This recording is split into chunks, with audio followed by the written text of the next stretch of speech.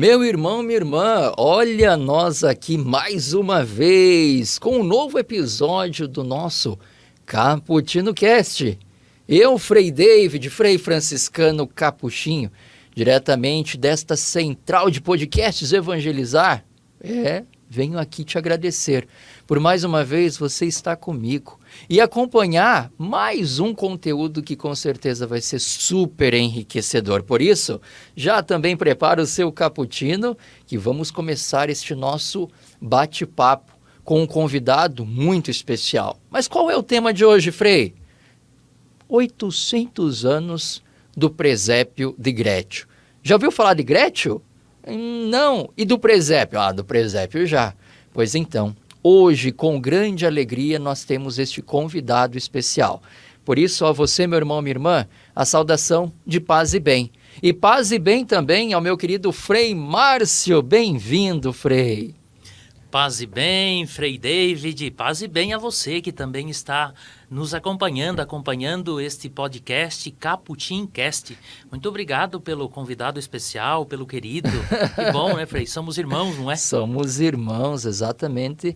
E com grande alegria que o senhor pode também hoje conversar conosco sobre um tema tão enriquecedor quanto é o presépio de Grétio. Mas sempre eu peço também para o nosso convidado se apresentar. Então, não quem é o Frei Márcio, primeiramente quem é o Márcio, de onde vem, quem é a família. Fique à vontade, Frei. Que bom, Frei, a gente estar aqui para compartilhar esse tema. O Natal é sempre um momento muito especial para nós, não é? Ainda mais esse ano que é um ano jubilar dos 800 anos do Natal celebrado por São Francisco na cidade de Grétio, não é? Mas falando em cidade, então, eu sou nascido na cidade de Lacerdópolis, uma cidade pequena do meio oeste de Santa Catarina. Não é? Uma cidade de cerca de 2.300 habitantes, um pouquinho maior do que Grétio, onde foi feito o primeiro presépio por São Francisco de Assis. Não é?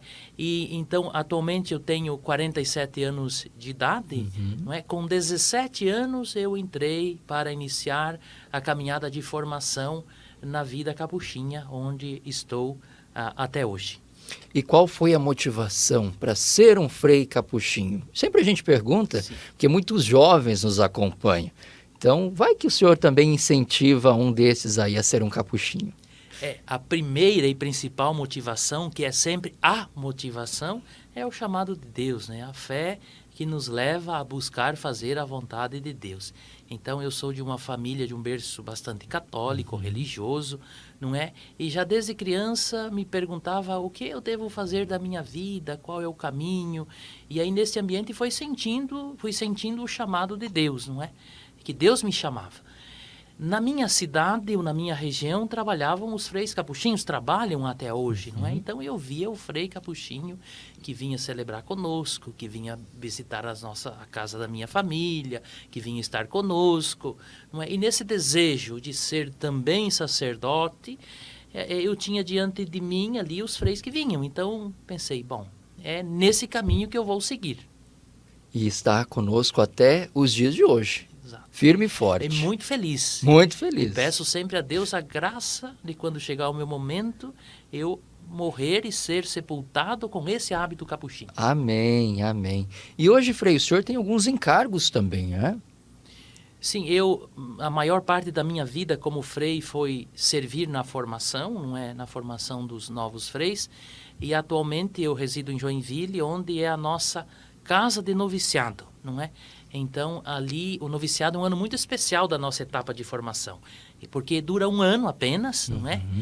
E ali, quando há o ingresso no noviciado, o jovem recebe o hábito, o nosso hábito capuchinho, e na frente do seu nome recebe o nome, a palavra frei, que significa irmão. E ao final deste ano, ele já faz a profissão dos primeiros votos, ou seja, o voto de pobreza, castidade e obediência, se consagrando a Deus. Então é um ano muito especial e eu sou privilegiado por servir, não é, aos irmãos, a nossa ordem, ali trabalhando na formação dos noviços, não é? O meu serviço é mestre de noviço. Mestre de noviços. Isso, então o nosso grande mestre é Jesus Cristo, não Sim. é? Mas pelo serviço, né, olhando o Cristo, a gente também tem esse serviço de mestre de noviços, não é? E desde o último capítulo provincial da nossa província, não é, que foi em setembro, também os irmãos pediram que eu ajudasse também no conselho provincial, não é? Então, como vigário ou vice-provincial. E sempre nós pedimos ao povo de Deus, reze pelas vocações, reze pelas vocações. E quantos filhos amados de Deus vocacionados o senhor está cuidando hoje? Atualmente são 10 freis noviços, não é?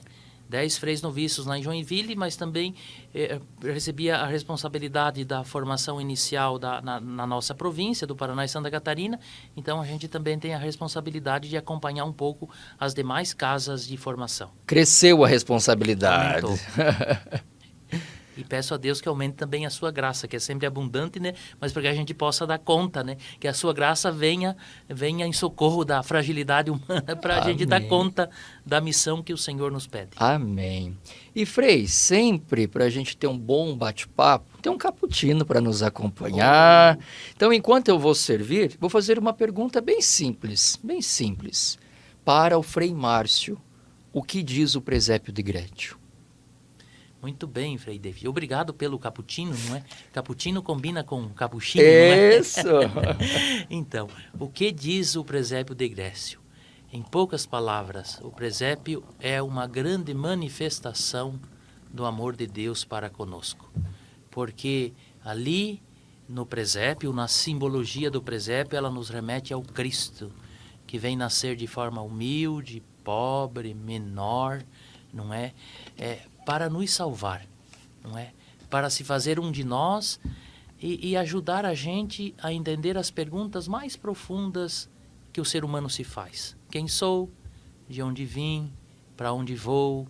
Por que amar? Por que sofrer? Não é? Por que estamos nesse mundo? Então, ao assumir a nossa condição humana por amor, Jesus vem para nos salvar, mas também vem para que nós possamos entender quem nós somos, não é? E a nossa vocação, que é a vocação sempre ao amor. Porque o presépio é manifestação do amor de Deus por nós. O presépio, então, nos dá respostas a perguntas do nosso íntimo? Eu diria, o que o presépio significa e para quem ele remete, não é? É o Cristo, não é? Que é o centro do presépio, que nos dá essas respostas, não é? A quem nós somos. A quem nós somos. Bom, enquanto o senhor vai saboreando o seu cappuccino, eu vou apenas contar para o povo amado de Deus de que em 1223, Francisco de Assis inventou de querer reviver a noite do Natal. E diz a história que ele é o primeiro a criar o tal do presépio. É isso mesmo, Frei Márcio? Então, eu diria sim, Frei David. É isso mesmo, não é? Mas diria que o primeiro e maior presépio é lá, Jesus, Maria e José, naquela manjedoura, não é? No seu nascimento, há 2000 anos atrás, não é? O que Francisco fez, não é, ao criar o presépio? Ele quis, não é, visualizar, contemplar com os seus olhos físicos aquele acontecimento de 2000 anos atrás. Então, quis representar, não é, com as figuras humanas, com os animais, não é? Quis, na liturgia a gente fala assim, fazer memória. Fazer memória é tornar presente. Quis tornar presente diante dos seus olhos, mas também daquele povo, daquela pequena cidadezinha de Grétio, não é? Na Vale Reatina, não é? Aquele acontecimento que para Francisco era a festa das festas, não é? O Natal para Francisco era a festa das festas, porque ele dizia, foi ali que tudo começou, não é? A nossa salvação começa com a encarnação, não é? Então, Francisco tinha muito presente essa dimensão. Então, ele quis visualizar, contemplar este acontecimento tão especial e importante da história da nossa salvação, que é o mistério da encarnação. O senhor tem uma formação na espiritualidade, né? Alguma coisa de graduação? Sim. Bom, a primeira formação, a gente recebe a formação franciscana na formação para ser frei capuchinho, né? Todos nós recebemos uma boa formação, aliás, também sobre a espiritualidade franciscana. Mas depois de ter feito os estudos de filosofia, de teologia, não é, de ter trabalhado por uns 10, 12 anos também na formação, eu tive a oportunidade de fazer, o mestrado em espiritualidade com especialização em espiritualidade franciscana na Universidade Antonianum de Roma. E aí pude também fazer vários cursos e estar presente várias vezes nos lugares franciscanos, da Itália. Uhum. E isso me enriqueceu muito na vida espiritual, Então, quando a gente fala do presépio de Grétio, de São Francisco, a mente da gente vai lá para aquele lugar, Exato. Então, agora o senhor sabe mais um pouquinho do porquê está aqui. Obrigado. Mas assim, ainda dentro desse link que eu quero fazer, é perguntar para o senhor, se o senhor pode dizer em poucas palavras, como aconteceu essa história de Francisco montar o presépio e tudo mais, para que o nossa irmã que está nos acompanhando também entenda, né? Que história é essa que São Francisco trouxe Jesus aqui, Nossa Senhora? Como é que se sucedeu essa história? Primeiro, eu creio que é preciso a gente olhar o todo da vida de Francisco, Francisco foi vivendo um caminho de conversão em sua vida. E neste caminho de conversão, ele foi se encontrando cada vez mais com o Cristo. Se a gente lembrar alguns fatos, por exemplo. O Cristo que ele percebeu presente nos leprosos. Uhum. O Cristo que Francisco percebeu quando estava lá em São Damião, numa igrejinha chamada São Damião em Assis, e lá ouviu a voz do crucifixo que dizia: Francisco, vai e reconstrói a minha igreja.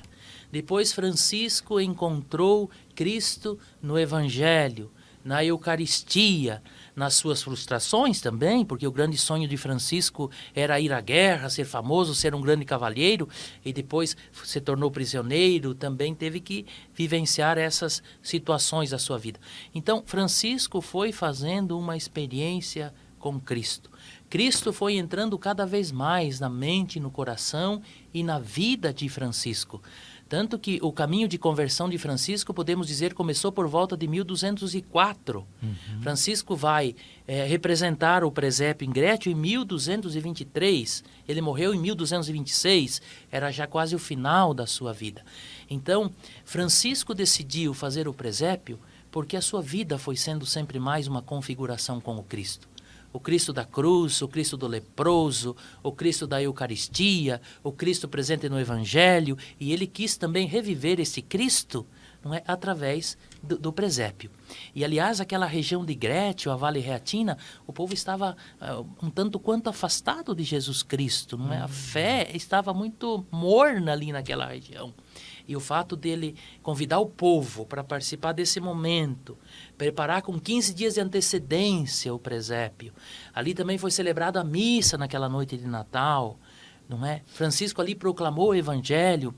Dizem os hagiógrafos, o hagiógrafo é aquele que escreve a história de Francisco, Tomás de Celano, Boaventura e outros, reavivou a fé de todo esse povo, Então, é uma expressão, o presépio que Francisco faz é uma expressão da sua interioridade, do amor que ele tinha para com Cristo. Não só o Cristo lá do presépio da encarnação, mas o Cristo da cruz, do Evangelho, o Cristo presente no pobre, no leproso, o Cristo presente na Eucaristia, na igreja e assim por diante. É interessante que com Francisco de Assis nós encontramos um Cristo por inteiro. Isso. A espiritualidade de Francisco para com Cristo não é uma espiritualidade de gavetinha, eu sempre falo, Que você abre a gavetinha da encarnação e fecha, depois a da Eucaristia e fecha, depois a da cruz e fecha. Mas é o Cristo todo, não é? O Cristo da encarnação, o Cristo da Eucaristia, da ressurreição, o Cristo da cruz, o Cristo da glória. Então, é o Cristo por inteiro. E Francisco de Assis não fez isso sozinho. Sim. Primeiro, qual que era a vontade de Francisco? Era viver o Evangelho e servir a Deus, Fazer a vontade de Deus em sua vida. Então, ele começou esse estilo de vida simples, humilde, pobre, despojada, de oração, de silêncio, de contemplação, de ajuda aos mais necessitados, especialmente aos leprosos. Mas aí depois outros jovens começaram a olhar o que Francisco o modo de Francisco viver e quiseram viver esta mesma forma de vida. E esse grupo foi crescendo, depois veio Clara, depois veio outros e assim por diante. Especificamente falando do presépio, não é? Respondendo a sua pergunta se Francisco fez isso sozinho. Francisco estava ali, neste lugar chamado Vale Eatina, não é? Que fica a cerca de 80 quilômetros de Roma, entre Assis e Roma, não é? Cerca de 80 quilômetros de Roma. Francisco estava ali e ali permaneceu por um tempo com um grupo de freis. Não é? E para fazer o presépio, ali em Rieti, ele tinha um amigo que chamava João, e ele disse a este amigo, disse também aos freis, olha, se quiser que celebremos bem o Natal do Senhor, vamos preparar o presépio. E aí envolveu a comunidade de Rieti, junto com os freis que ali estavam, para preparar esse momento. O sacerdote também, não é? Porque foi celebrada uma missa ali, não é? Ele pediu autorização para o Papa também, porque hoje o Papa, a sede papal é Roma, Sim. é ali o Vaticano. Mas, na época, o Papa ele ia passando por vários lugares. Por exemplo, Rieti foi sede papal ali. Olha o só. Papa também estava ali na região, não é? Assis, a Basílica de Assis foi basílica papal, não é? E assim, outros lugares. Então, o Papa também estava por aquela região. Era itinerante. Isso. Tanto é verdade, Frei, que Francisco tinha uma doença dos olhos, não é? Nós lembramos isso da sua história. Quem fez uma cirurgia no olho de Francisco foi o médico do Papa, que cauterizou aquele problema que Francisco tinha no olho. E foi nessa região, porque o Papa estava ali, consequentemente o médico estava ali, e foi ali que Francisco, não é, também teve a sua cura dos olhos, né? Foi, não é, da sua doença dos olhos. Além disso, nesse mesmo ano, nesse mesmo período, pertinho de Grétio, não é, um lugar chamado Fonte Colombo, que é um santuário que ali está, ele escreveu a regra para os frades menores. E que neste ano, não é, nós também celebramos o jubileu dos 800 anos da regra, não é? Que foi não é, oficializada no dia 29 de novembro de 1223, com a bula papal Solete Annuae. 1223, um ano bem marcante para nós, o ano da bula, o ano do presépio. Mas, Frei, Francisco de Assis não fez teologia. Como é que ele teve toda essa compreensão? Porque para nós hoje, vamos dizer, soa muito natural, depois de nós fazermos todo esse percurso da formação e tudo mais e tal. Mas Francisco não teve isso. Sim. Nós podemos dizer assim, qual a formação que Francisco teve? Então, Francisco teve a formação de um jovem, a formação normal de um jovem do seu estado social e um jovem de Assis da época. Então, teve uma formação, vamos dizer assim, elementar. Não era nem analfabeto, nem teve uma formação universitária superior, mas num grau intermediário. Então, ele teve uma formação assim básica de todo jovem da sua idade, da sua condição social da época. Mas Francisco tinha uma memória excepcional, Frei David, não é? E aonde foi que Francisco fez a sua teologia?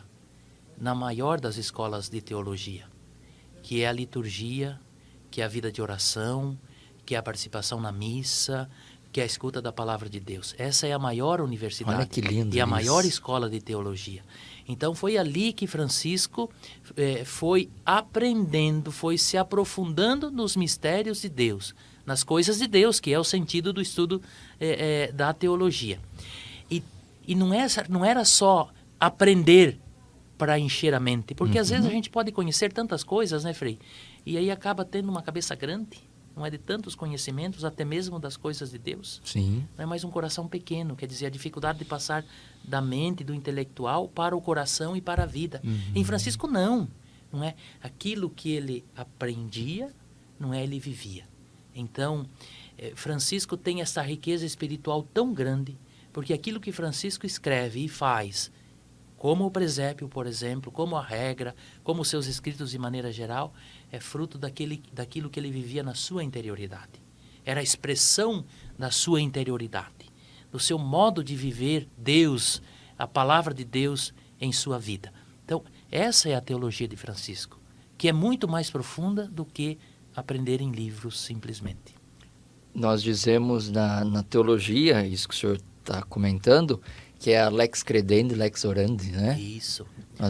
Não pode ter distinção ou separação entre a teoria e a vida, e né? a vida. Fé e vida. Francisco fez muito bem essa dimensão da fé e da vida. Tanto que o presépio, ele não quis simplesmente fazer uma representação do presépio, ele quis viver aquele momento do nascimento de Jesus. E é esse o desafio para todos nós, não é? O que é celebrar o Natal? É tornar presente, é viver no hoje da nossa vida o nascimento de Jesus. Essa é a grande riqueza. O que significa fazer um presépio hoje? Não é fazer uma representação como se fosse um teatro, uma obra de arte, que é uma obra de arte fazer o presépio. É muito mais do que isso. Mas é viver, é tornar presente o mistério da nossa fé que começa na encarnação. E Francisco de Assis faz isso 3 anos antes de morrer, né? Que falece em 1226. Podemos dizer, então, que alguns daqueles freis que estavam por lá ou que seguiam Francisco continuaram essa tradição? Ou isso veio acontecer só posteriormente? Certamente continuaram essa tradição porque Grétio se tornou o grande santuário do presépio, não é? De lá, daquele momento em diante, não é? Ali é o grande santuário do presépio, podemos dizer assim. Todos os anos, e assim tem sido na história, não é? Milhares de peregrinos vão até este lugar. Quem vai fazer as experiências franciscanas não faz sem passar por este lugar. Não é esse lugar simples, humilde, não é? Aliás, todo o ambiente ali do Santuário de Grétio fala por si mesmo, né? A paz, a simplicidade, a humildade, não é? Que remete a Cristo. Então, essa tradição foi crescendo e continuando. Aliás, vale ressaltar, Frei, que Francisco fez o presépio, mas para aquele povo de Grétio veio as consequências do presépio. Por exemplo, os nossos hagiógrafos, eles dizem que a palha que foi usada para fazer aquele presépio, onde repousou a imagem do menino Jesus, depois se tornou sinônimo de cura. Por exemplo, as mães que tinham dificuldade no parto, diz que colocavam, não é isso, Tomás de Celano, Boaventura, colocavam a palha do presépio no ventre e a criança era curada. Meu Deus. Os animais que ficavam doentes, não é, dava-se essa palha desse feno, não é, e os animais eram curados. Então, isso teve uma repercussão muito grande na vida daquele povo de Rieti. Tanto é que a geografia diz que reavivou a fé daquele povo que estava um pouco apagada, não é? Além disso, a história nos diz que Francisco exortava, não é? E aqui é as consequências também deste fato, não é, do presépio. Exortava que no Natal os animais pudessem comer em abundância, que não passassem fome, que se desse mais comida aos animais, que se fosse pelas estradas e se jogasse sementes para que todos os pássaros, os animais pudessem comer à vontade, porque aquela era a festa das festas. Mas não só. O que chama mais atenção é que Francisco dizia assim, que o imperador faça um decreto que no Natal nem um pobre passe fome. Mas que todos pudessem ter direito a ter o seu banquete, não é? A sua festa. Então, é um pouco as consequências de tudo isso. E a gente vê que o Natal tem sido sempre mais um lugar, um espaço, um tempo onde a solidariedade das pessoas se torna mais forte. Verdade, bem recordado. Agora, uma pergunta, assim, de cunho de curiosidade mesmo, porque assim, gente, ó, eu sou frei, como ele e tal, mas a formação que o frei teve, eu não tive, né? Estamos sempre aprendendo. Mas o que Francisco estava fazendo em Grétio? Ele foi propriamente para isso ou não? Ele estava em missão? O que diz os nossos historiadores? Então, Grétio, a região do Vale de Rieti, é uma região belíssima.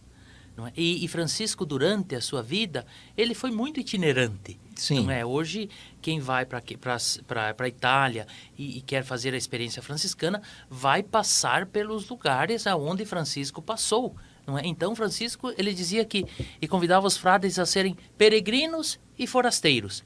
Tanto que só nesse lugar chamado Vale de Rieti, ali tem 4 santuários onde Francisco passou, não é? Um deles é Grétio, não é? Que tem um significado muito grande. Outro dele é Fonte Colombo, que foi onde foi composta a regra. Depois tem um outro lugar que chama Floresta e tem ainda um terceiro. Então, Francisco gostava de se retirar para esses lugares, para esses bosques, não é, onde tivessem essas rochas, que tinha essas fendas na rocha, ele ali permanecia. Então, em vários lugares da Itália, Francisco esteve. E esteve também nesse lugar. Hoje ali tem um convento. Cada lugar desses tem um convento. Mas na época não, na época não tinha. Os conventos, não é, as igrejas, os santuários foram construídos depois, não é? Antes era um ambiente muito simples daquela região. Era uma estrebaria na época, né? Era uma estrebaria mesmo. Era uma estrebaria, um lugar onde os animais ficavam ali, não é? Interessante, porque Francisco deu um passo muito ousado, se a gente for analisar, por toda a construção histórica, porque nós estamos falando ali do quê? Século XIII? Isso, exatamente. Século XIII. E até o momento, ninguém tinha feito nada disso. Então, pensar que, bom, Francisco não tinha ideia que ali se tornasse um santuário, não é? Ele quis vivenciar esse momento e esse fato, não é? E as consequências, não é? A repercussão, a força da fé e da presença de Deus ali é que foi transformando com o tempo este lugar de um grande presépio. Há alguns estudiosos até que dizem que talvez tivessem até na época outras representações do presépio. Porque veja, nas igrejas, por exemplo, a arte, não é, os ícones, nas igrejas a gente encontra pinturas, não é, do nascimento de Jesus, por exemplo, e pode ser que até o presépio tenha sido feito por outras pessoas, não é? Mas a partir deste decreto é que popularizou-se o presépio. Este é um divisor de águas, nesse sentido da representação, da construção do presépio, como nós fazemos hoje e que se tornou tão popular. E o grande diferencial é um presépio vivo. Exatamente, um presépio vivo, porque, bom, primeiro que Francisco, na sua pobreza e humildade, e nem tinha como tem hoje, não é que a gente vai lá na loja e compra as imagens, não é, para fazer o presépio. Não é? Então, Francisco representou e quis que fosse o mais real possível. Então, as figuras de José, de Maria, do menino, dos animais, tudo estava ali. E até em muitos lugares se faz a encenação do presépio de forma viva, não é? Sim. Porque aproxima mais daquilo que somos. Não somos artificiais, não somos seres de plásticos, de gesso. Fala muito mais você vê uma representação humana. Exatamente.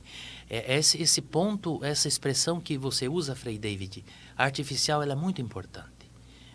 E fala muito dos nossos dias. Não é? O artificialismo, às vezes, em torno do Natal e em torno do presépio.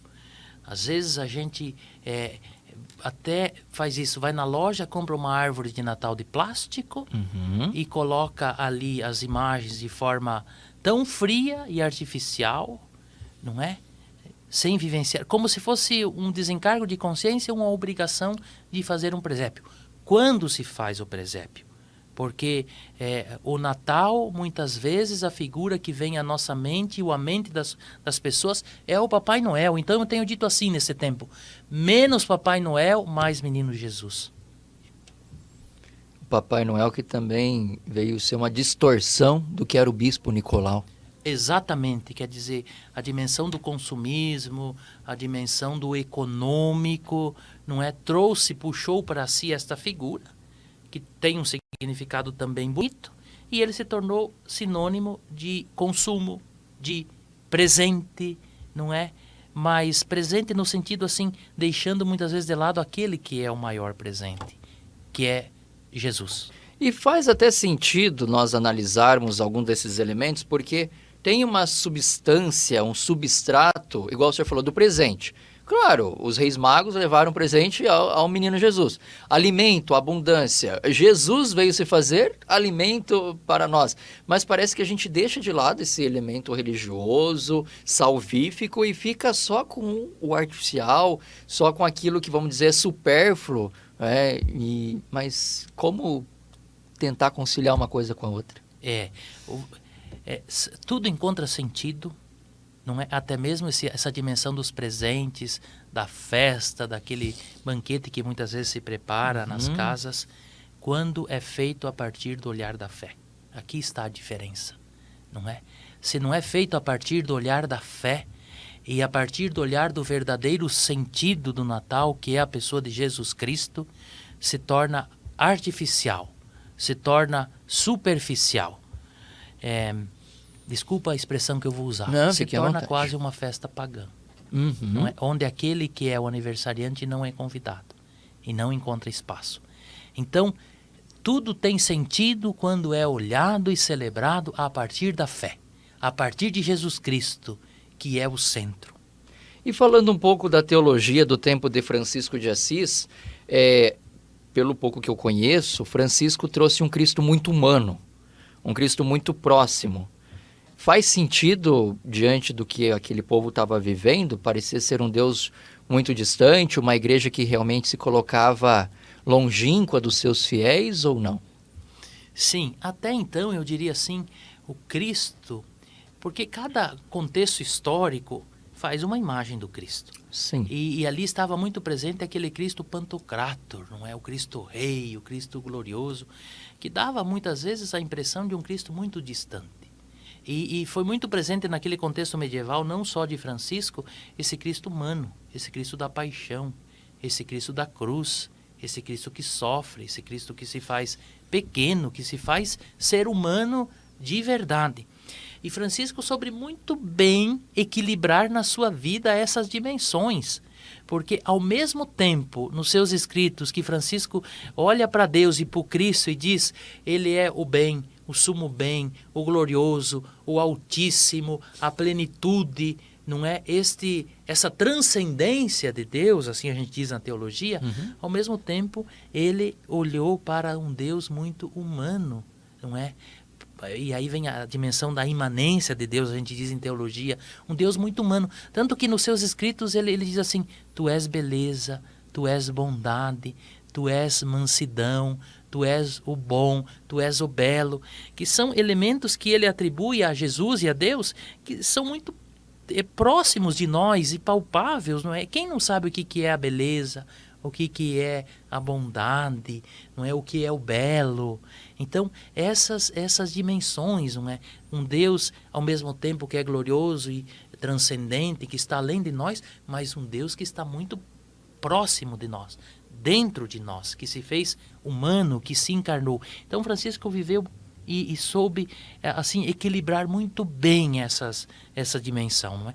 E em todo o contexto daquele período já do final do período medieval, não é, foi se tornando sempre mais presente no contexto, na teologia, esse Cristo humano, esse Cristo da cruz.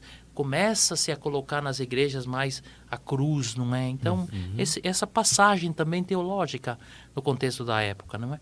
Hoje a gente vê, por exemplo, um São João da Cruz, não é? Sim. Santa Teresa, também trouxeram muito presente essa dimensão da cruz, não é? E é legal que dentro do escrito ali, deixa eu ver se eu me recordo, primeira Celano 84 a 86, onde que está, né, a descrição do texto da narração de Grétio, do presépio de Grétio, diz que Francisco chamava até Jesus o menino de Belém. O menino de Belém, isso. E diz que ele se emocionava quando falava o nome de Jesus, não é? Quando ele repetia a expressão Jesus de Nazaré, não é? Quando ele falava do menino de Belém, ele se emocionava, tamanha a profundidade com que ele estava vivenciando esse mistério, não é? Aliás, o presépio, o Natal, é para a gente viver realmente esse espírito do nascimento de Jesus, com tudo o que ele significa para nós. Não é passar pelo Natal. Nós estamos nesse período, não é, de Natal, de advento, de preparação, é para a gente viver esse momento, não é?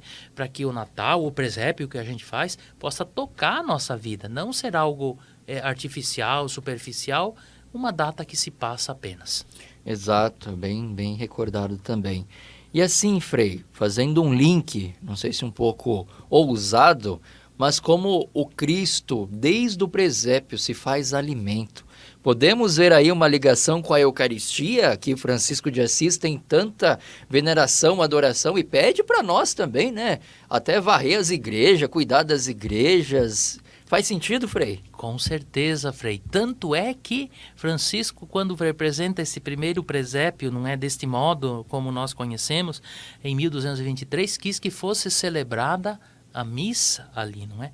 E nós até falamos na espiritualidade franciscana, o tripé da nossa espiritualidade, o Cristo da encarnação, o Cristo da cruz e o Cristo da Eucaristia. E o que significa a encarnação? Significa o Cristo que se esvazia, que desce do seio do Pai, nós dizemos a sua kenosis, né? E assume, não é, a nossa humanidade na figura daquele menino. Cada vez que nós celebramos a Eucaristia, é a encarnação que se renova, quer dizer, Jesus que vem, não é, pelo Espírito Santo, não é, assume a forma de pão e de vinho, não é, seu corpo e sangue, e se dá em alimento a cada um de nós. Então a gente pode falar assim da kenosis de Jesus, não é, da sua humildade, do seu vir ao encontro do ser humano lá na encarnação, no seu nascimento. A kenosis, o vir ao nosso encontro de Jesus, o encontro da humanidade, Jesus que vem ao encontro da humanidade, em cada Eucaristia. Então, em cada Eucaristia é o Natal que se renova, de certo modo. É a encarnação que se renova. É o Cristo que vem ao nosso encontro e se faz presente para nos alimentar. E mais uma vez vemos a integração desse Cristo. Não é um Cristo de gavetinha, como o senhor dizia. Isso, exatamente. É o Cristo, não é um Cristo parcial de uma parte e assim por diante, né? E que, aliás, é muito importante a gente dizer isso, não é, Frei? Porque às vezes a gente quer um Cristo todo glorioso, ressuscitado, o Cristo Rei, mas tem dificuldade de assumir o Cristo da cruz, o Cristo do sofrimento, o Cristo no rosto dos mais pobres e sofridos da nossa sociedade. Ou às vezes ao contrário, a gente se foca somente no Cristo do sofrimento, da paixão, da dor, e não é capaz de dar o passo para o Cristo ressuscitado, para o Cristo da glória, para aquele que é a nossa esperança, não é? Então, o convite é sempre para que a gente olhe o Cristo no seu todo, não é? E busque seguir este Cristo no seu todo, não um Cristo parcial, ou um Cristo, me permita dizer, a minha imagem e semelhança. Porque existem muitas pessoas que fazem um Cristo à sua imagem e semelhança, não é? E Cristo é aquilo que é, não aquilo que eu quero que ele seja. Perfeito. Eu vejo muito em Francisco de Assis uma semelhança com Paulo, principalmente pela grande conversão que houve na sua história, na sua vida, né? Nós dizemos que Paulo caiu ao chão, né? A gente não sabe se tinha cavalo ou não, mas a gente até usa a expressão, caiu do cavalo. E Francisco de Assis também foi cavalheiro, né? Querendo ou não, ele caiu do cavalo nesse sentido da sua conversão. Mas para Francisco, como o senhor já disse que ele fez a teologia dentro da liturgia, e isso é muito enriquecedor, né, para todos nós franciscanos, o que o nascimento de Jesus diz para Francisco? Sim. Então, Francisco, ele contempla e, vamos dizer assim, aprende desse fato, não é? Primeiro, essa ternura, esse amor de Deus que se faz humano, não é? Depois, a humildade, a pobreza, a simplicidade, a minoridade. Porque Francisco quer ser também o menor, submisso e servo de toda a criatura. E esses fatos, Frei David, esse elemento, não é? Acho que ele diz muito também para nós hoje, para que a gente saiba perceber o que é o essencial para a nossa vida, não é? O que é necessário realmente para a nossa vida. Porque às vezes a gente se enche de tanta coisa e esquece aquilo que é o essencial. A dificuldade nossa da justa medida nas coisas. Não é? Então, Francisco contempla este amor, essa ternura, a simplicidade, não é, a salvação daquele que se encarna, não é? Mas ele vivencia tudo isso na sua vida. Não é um fato que passa. Isso se torna presente na sua vida, não é? Na sua interioridade, e ele vai vivendo isso, não é? Que poderíamos resumir a vida de Francisco na configuração com Cristo, não é? Buscando ser sempre mais semelhante a Cristo. Essa é a grande riqueza. E pelo presépio a gente vê mesmo um Deus que vem ao nosso encontro, mas que pede para que nós deixemos nos encontrar. Exatamente. Deus vem, e eu repito o que dizia lá no início, vem ao nosso encontro para revelar quem nós somos, não é? A nós mesmos, a nossa vocação ao amor, à vida, não é? para que a gente viva bem a nossa vida, para que a gente encontre também esses valores que estão presentes no presépio, a paz, a serenidade, a alegria, a luz, a beleza, não é? Para que a vida do ser humano tenha sentido nesse mundo, não é? Então é esse também o sentido que Francisco nos traz. E dentro dos 800 anos, o que a igreja está dizendo para nós? Bom, a igreja está nos motivando muito, não é? Primeiro para que a gente celebre bem esse momento, não é? Para que a gente olhe para o Natal naquilo que é o seu sentido. Certo. Está dizendo para nós que o Natal nunca tem prazo de validade. O Natal é sempre atual. É o Cristo que está sempre presente. Está nos convidando a nos voltarmos mais para aquilo que é o essencial da nossa vida. Está nos convidando a voltarmos mais para este olhar da fé, a vida da fé, não é? Porque de fato é a fé que alimenta a nossa esperança. O Natal é também tempo de esperança. E o que dizer de uma pessoa que não tem esperança, não é? Então, alimentar a nossa esperança onde está a verdadeira esperança. Alimentar o desejo de alegria que o ser humano carrega onde se encontra a verdadeira alegria, não é? Alimentar o olhar, a fé, o desejo onde o ser humano encontra aquele que é capaz de trazer o sentido para a vida. Então a igreja nos convida a nos voltarmos mais para Deus, mais para a dimensão da fé, mais para o amor e a solidariedade, a comunhão, a ternura para com o próximo, não é? Nos voltarmos mais à nossa missão de sermos construtores de paz, porque não é? O Natal é também esse tempo de paz e a gente vê a nossa realidade por tantos conflitos externos, internos e assim por diante, não é? Então a igreja nos convida a nos voltar o nosso olhar para aquele que é a verdadeira paz. E tem mais coisas bonitas aí, não é, Frei? Que nós vamos falar até o fim, certamente, né? Aí que tá. É isto. O que o Papa Francisco, o que o magistério está nos possibilitando com esse ano jubilar? Isso. Então, o Papa Francisco, em 2019, escreveu uma carta apostólica chamada Admirabile Signum, falando do valor do presépio. Aliás, eu desafio você, entra lá na internet, no site do Vaticano, em português, você encontra este texto, essa carta do nosso Papa Francisco, Admirabile Signum, sobre o sentido do Natal. Vai ajudar você a se aprofundar na espiritualidade, não é, deste tempo. Certo. Mas, além disso, Frei David, uma vez que é um ano jubilar, então a família franciscana, não é, as ordens franciscanas, ou seja, a ordem dos frades menores, a ordem dos frades menores conventuais,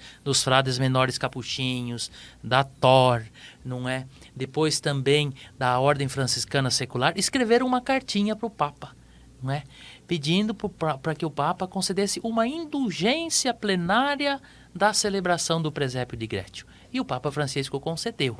Não é? Concedeu a possibilidade de lucrar indulgências, não é, diante desse fato tão importante do presépio. Frei, em poucas palavras, explica para o povo de Deus o que são essas indulgências. Muito bem. Primeiro, não é, na nossa teologia, na nossa catequese, a gente estuda também essa dimensão das indulgências. Se você quiser aprofundar mais, procura o Catecismo da Igreja Católica também. Mas, em poucas palavras, o ser humano comete pecado. Sim. Não é? O ser humano vai e confessa seus pecados. Recebe através do sacramento da confissão. Aliás, é muito importante que nesse tempo de Advento e Natal, para celebrarmos bem esse momento, se busque o sacramento da confissão, busque o sacerdote, não é? Para o sacramento da confissão. Você não precisa buscar se você não tiver pecado. Quem não tem pecado não precisa. Aí não. Não é? Aí não precisa. Mas quem tem pecado, procure o sacramento da confissão. Então, retomo. A pessoa comete os seus pecados, se arrepende, se confessa, recebe o perdão dos pecados, não é? Recebe uma penitência, mas ficam em nós aquelas marcas do pecado, as feridas que o pecado deixa, as penas do pecado, não é? Aquelas marcas que nos faz sofrer. Então, a indulgência, ela está ligada ao perdão dos pecados e ela apaga através da graça de Deus essas marcas, essas penas que ficam muitas vezes na mente e no coração humano como consequência do pecado. Não é? E aí, para conseguir a indulgência, sempre a igreja propõe um caminho. A pessoa precisa fazer um caminho espiritual também. Né?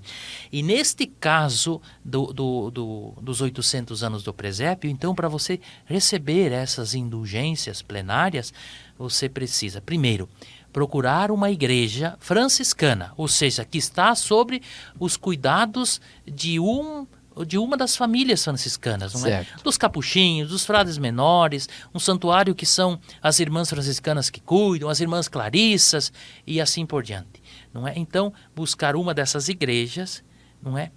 Rezar diante do presépio o Creio, o Pai Nosso, a Ave Maria e assim por diante, fazer um momento de oração pelas intenções do Santo Padre, o Papa Francisco, se confessar, não é?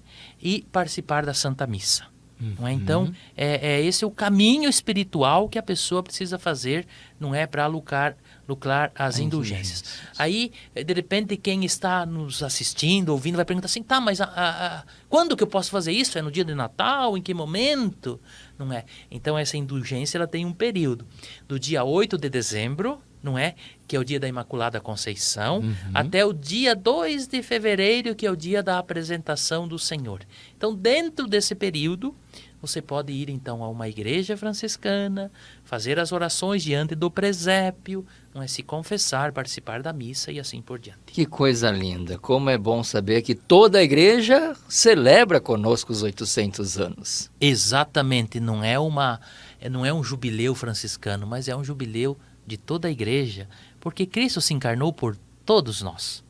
E o que Francisco faz é nos dar ali uma forma de representação e melhor vivência, memoração, né? Fazer uma memória do grande acontecimento salvífico. Na filosofia, nós tínhamos um professor que ele dizia que a era Cristo, né? É a era do evento salvífico. Né? Deus entra na história e se faz um de nós e também caminha conosco até os dias de hoje. Mas, Frei, o que mais que o senhor gostaria de nos relatar sobre o presépio de Grédio? Muito bem, eu creio que o principal desafio para nós, não é? É esse grande convite que a igreja nos faz e que este jubileu nos faz, não é? De a gente se voltar mais para aquilo que é essencial. Convidar você que ainda, de repente, não, mesmo que esteja próximo ao Natal, enfim, que não preparou o seu presépio, mesmo que for de forma muito simples, você mesmo pode confeccionar as figuras do seu presépio. E com muita espiritualidade na sua família, no ambiente que você está, no ambiente do seu trabalho, não é? Colocar a exposição do presépio, montar o seu presépio. Mas, acima de tudo, não é? O presépio deve ser montado na nossa interioridade, no nosso coração. A gente sabe que Jesus, quando nasceu, foi colocado numa manjedoura, não é? Essa manjedoura é o coração, é a interioridade de cada um de nós, que deve se preparar, que deve estar assim muito aberta para acolher o Cristo que vem ao nosso encontro, não é? Que renova a sua vinda na celebração de cada Natal. Então, Francisco quis viver aquele momento com muita profundidade, espiritualidade, fé, teologia, não é? Junto com o povo daquela região. E o convite, o desafio para nós também é vivermos em profundidade, com esse olhar de fé, esta que é para nós a festa das festas, como dizia Francisco, porque foi ali que tudo começou. Bom, pelo que a igreja nos diz, nós montamos o presépio a partir do primeiro domingo do Advento, para já fazer esse tempo de preparação. Mas vamos à pergunta de milhões. Podemos? Pode, eu quero saber se os milhões sou eu que vou receber, respondendo de forma correta a pergunta ou não? As milhões graças de Deus, isso, tá bom? Milhões de graças, aí sim, aí é bonito. Frei, nós colocamos o menino Jesus no presépio desde o início, somente na noite de Natal. Como que dá pra gente entender isso? Então, Frei, eu até hoje não vi nada escrito que diga que se deva colocar na noite do Natal ou que não se deva colocar na noite de Natal. Eu diria assim, é muito do espírito e da motivação com a qual a pessoa quer celebrar esse momento. Vou dar alguns exemplos. Neste ano, que é o ano do jubileu do presépio, não é? Uhum. Do presépio de Grétio, onde eu moro, lá no convento em Joinville, o presépio está montado com o menino Jesus desde o começo do ano. Certo. Não é? E muitas igrejas assim o fizeram por ser este ano jubilar. Em muitos lugares, não é, se vai montando o presépio durante a novena de Natal, não é? Ou nas missas dos 4 domingos do Advento, não é? Então, em cada missa se vai se montando, colocando algumas peças. Começa o tempo do Advento, está lá montada a grutinha, enfim, mas não estão as imagens. Então, vai se montando aos poucos. Muitas famílias também fazem isso com as crianças, né?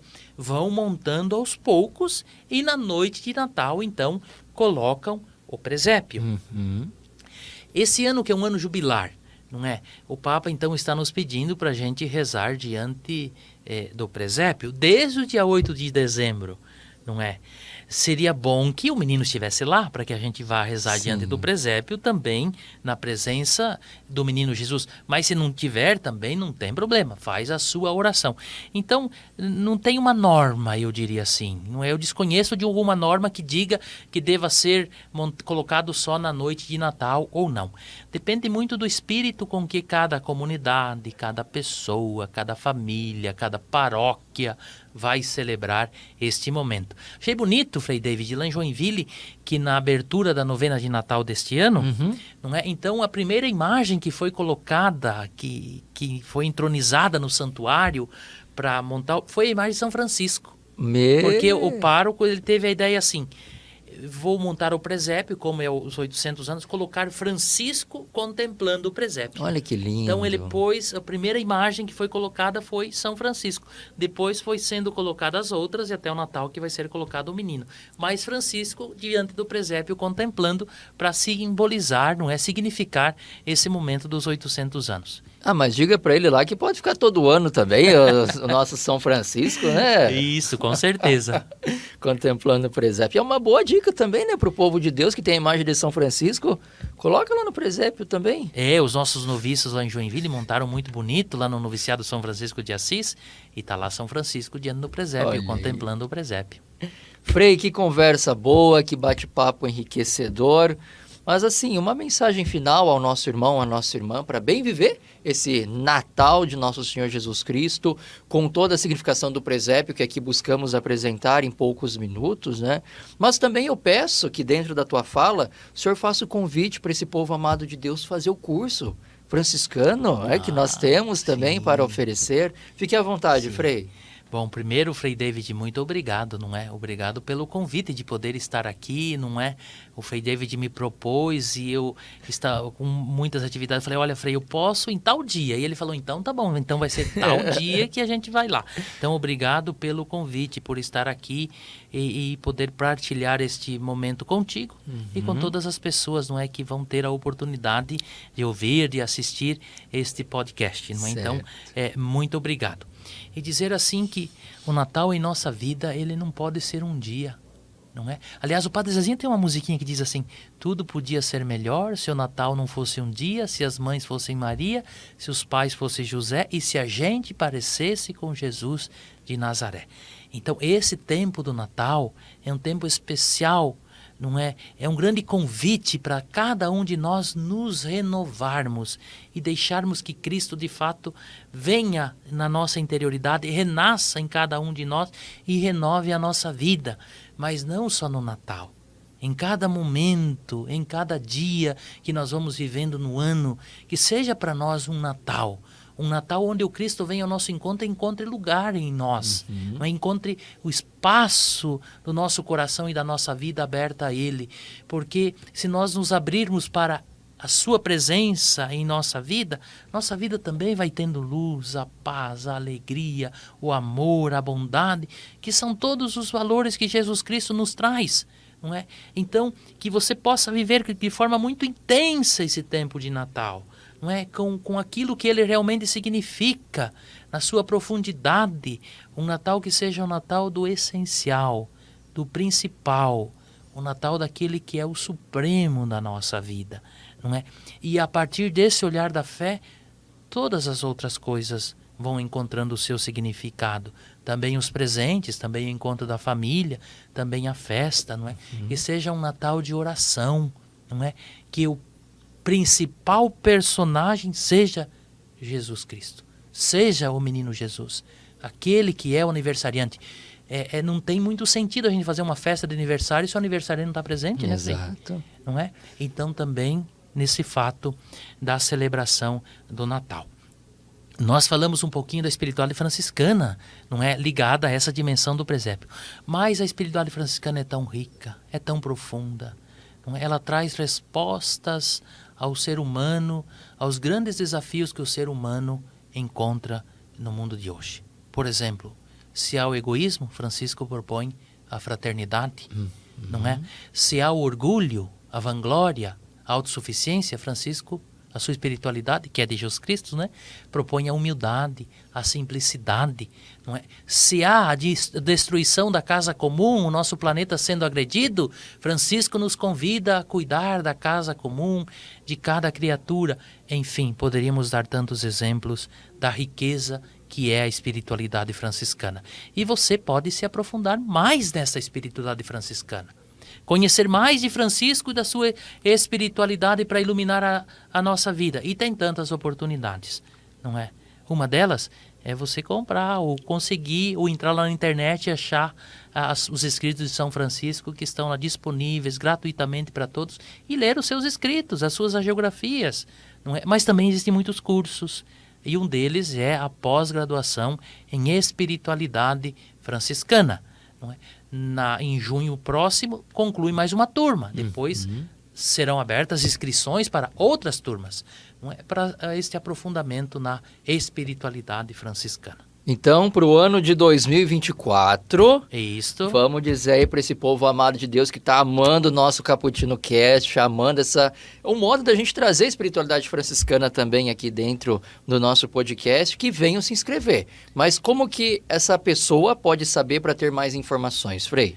Bem, quando chega esse momento, não é? Sempre é feita muita divulgação, não certo. É? É uma pós-graduação online esta, mas tem muitas presenciais. E além dessas, tem muitas outras, não é? Inclusive, daqui a gente pode participar de pós-graduações, assim, lá da Universidade Antoniano de Roma, em espanhol, por exemplo, italiano, e assim por diante, não é? Então, quando chega lá esse período do mês de junho, julho, a gente faz a divulgação da pós-graduação, não é? Que é através do Instituto INSEC aqui de Curitiba. E isso encontra na internet facilmente. Sim, pós-graduação em franciscanismo, INSEC, por exemplo, ali vai poder ter informações. Então já busque deixar na agenda que a partir de junho ali, você, meu irmão, minha irmã, vai se programar aí para participar dessa pós. Frei, mais uma vez, muito obrigado, que Deus o abençoe. Seguimos juntos na nossa caminhada franciscano capuchinho. Irmão, irmã, poxa vida, o tempo já passou rápido, voando, que acabou o programa. Acabou o nosso episódio de hoje. Acredito que você tenha gostado e por isso você vai também compartilhar esse podcast com muitas pessoas que nunca ouviram falar nem em Gretchen. O presépio pode ser, mas sabia que foi São Francisco que fez toda essa significação?